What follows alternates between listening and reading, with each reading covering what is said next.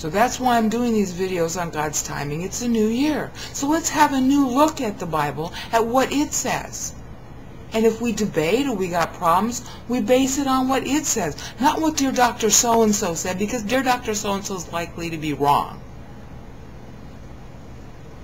And I would hope that if you're a Bible scholar or a pastor or studying to be one, that instead of going with the other scholars, you go back to the Bible first and get its witness first.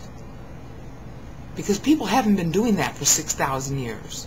Well, especially the last 500, and especially the last 50. We need a new revisiting of the Bible. So that's its first relevance to you. The Bible can be trusted. It has its own timeline. And you can prove it, and it's not hard.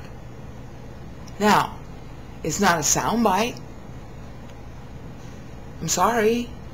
You know, I started that timeline. I started redoing this, revisiting the Bible's dates in May 2004. I didn't know other people were also doing it. Some of them very famous. I'm not going to mention their names. You can find them on the internet. This thing with the 490, I wasn't the only one trying to figure it out. And of course, people have been talking about it for the better part of 200-300 years in the Christian community. Okay?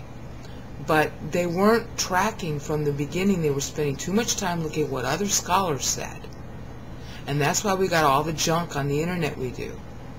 You know, all these stupid people claiming that, you know, the 490 goes to Christ's re-entry into Jerusalem. They're not reading their Bibles at all.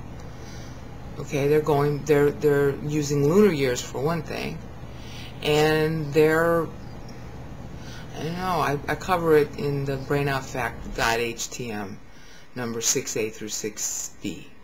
So item 6. Okay, so you can see how stupid the scholarship has been.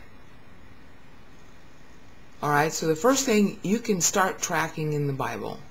The second thing is you can and should, especially if you're a scholar or a pastor, start preferring the Bible. To hell with what other scholars say. Do you love the Bible or not? Do you believe in it or not? If you don't, then why are you a scholar or a pastor? And if you do, then why are you listening to another human being first when you got the Word of God first? The second big relevance, besides the fact, A, you can trust the Bible, and if you're a scholar, you should, if you say you believe in it, scholar or pastor. That's the criticism part. Now we get to the other part that makes it important. Like I said a few minutes ago, I started tracking this in May 2004. It's not really that hard, but it is a bit tedious. It took me about 2 years to assemble the timeline that you see. And I didn't work on it every day for 2 years. If I just condensed it to, you know, the solid time that I worked on it day and night, it might be 5, 6, 7 months. Okay? So it isn't too hard to do. But if you do it, you'll notice that we are historically in for a lot of trouble.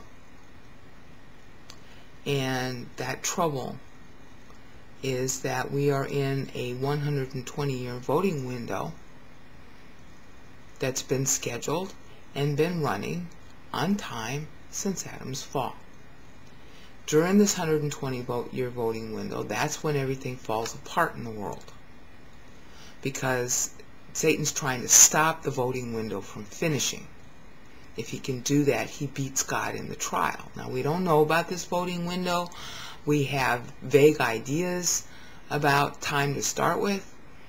And once you see this calendar and how it's constructed, and you vet the information, and, you know, since it took me, 2 years to compile it, it's going to take you at least several months to vet it.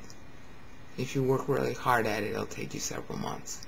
If you are more dilatory, it's going to take you up to a year. Once you come to see how that calendar is true, because it's the Bible's, then you're going to realize we're in one pickle in historical time right now. The next 120 years are going to be the worst 120 years of the last 500. And it's a scheduled thing. It's analogous to the flood. And I did the Pass the Salt video to summarize the trends to expect and to show how in past history what analogous periods occurred, so that you can analyze the history then to see what the history now is going to be like. They're historical trends. The rapture can occur at any time still.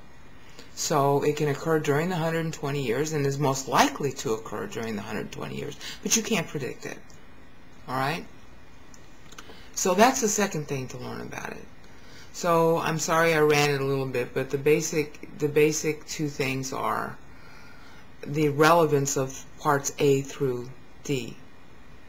A, yes, you can trust the Bible, and you ought to trust it first over the scholars and whether or not you're going to be nice to someone else who came up with the wrong answer. Trust the Bible first. Give it the benefit of the doubt at least, and look at it first and pay attention to it and vet its data. And number two, if you do, you're going to see how true it is. You're going to see how predictable it is. You're going to see how this period of history is going to be a really bad one. And you'll know what to expect, and you'll want to grow spiritually. And I guess you could add a number three. Once you see number two, how serious this time is, the next 120 years of your own life, for as many of those 120s you're going to live, hey baby, you're going to want to grow as much as possible because you see how real God is. And then you will grow faster. Because just like the rapture, this period, this 120 years, can end at any time. It's scheduled to run, but you don't know how long you're going to be running in it. Rapture or death. And for whatever time is left, what New Year's resolution would be better than to say, you know what? I really need to get serious about the Bible. Ta-ta.